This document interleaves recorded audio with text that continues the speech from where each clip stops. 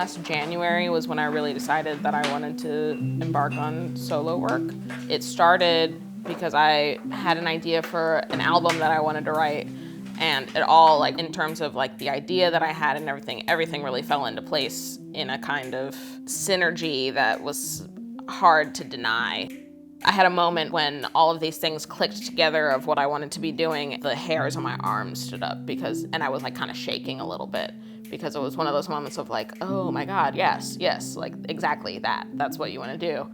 At my first solo show, I had a lot of people that came who wouldn't normally, venture out into Brooklyn or be out at 10 o'clock. One person I wish I had seen during the show who ended up being there was my therapist. I didn't know until my next therapy session that she was there. And so that was actually really exciting because, obviously I'm talking about all of this stuff with her like every week.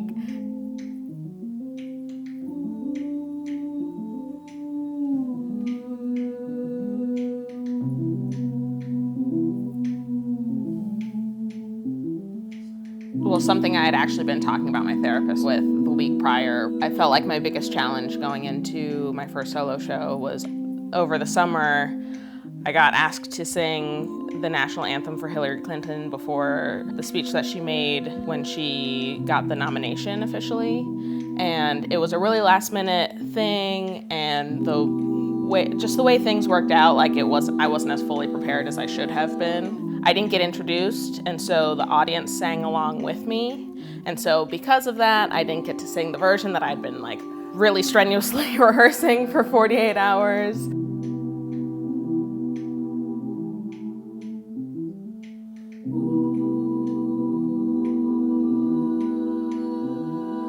Did not go very well. My brother kind of equated it to if you're in a room with people singing happy birthday and you just mic one person, that's not gonna sound that great because you're just with a group of people singing happy birthday. I immediately got off stage and looked at my phone and had all these Twitter notifications, and I was getting trolled on Twitter by a lot of people. And a lot of people saying, never sing again, you just made a fool out of yourself, who told you to do this, you should fire your voice teacher, even Snoop Dogg made fun of me. It was a big thing for me, not in terms of the world, but here's me having this major opportunity that I felt like I bombed. Because of that, I learned two things. The first thing was I was motivated to finally book my first solo show. I'd been putting it off for a really long time, and here were all these people telling me that I couldn't do something that I've been passionate about for my entire life. And I was like, you know what? You caught me on a bad day, and I'm gonna prove you wrong. And a second positive thing was the trolling really hurt when it happened and definitely stung for a while, but I got over it, and it was one of those lessons of, okay, well, if this is how bad that gets, I can deal with that. I can do that. Sorry that I'm late.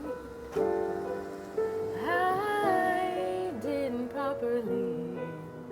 Future soul gives a lot of people the feeling of past soul music, but bringing it into this newer generation of sound. I grew up on soul music. James Brown, Aretha Franklin, Stevie Wonder, those are three major people that I listened to growing up. I want to be able to emulate the feeling that you get when you hear that kind of music. You can still bring those elements into the now. I want people to be able to play my music for a long time for themselves, for their kids, for their parents, just because I just want to play good music, I want to sing songs that people can relate to and understand what I'm saying. I'm not trying to make these songs that are out right now where it's I got drunk in the club and do this and that. And it's yeah, sometimes I do get drunk in the club, but you don't need to hear about that, That's not the emotion that I'm trying to give you.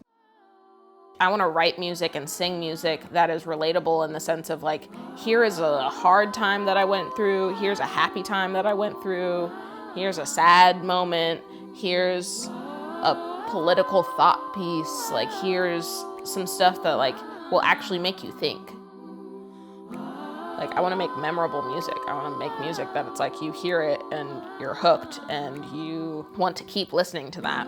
And not because the radio's playing it over and over and over again and you're being forced to, but because like you're actively pressing repeat.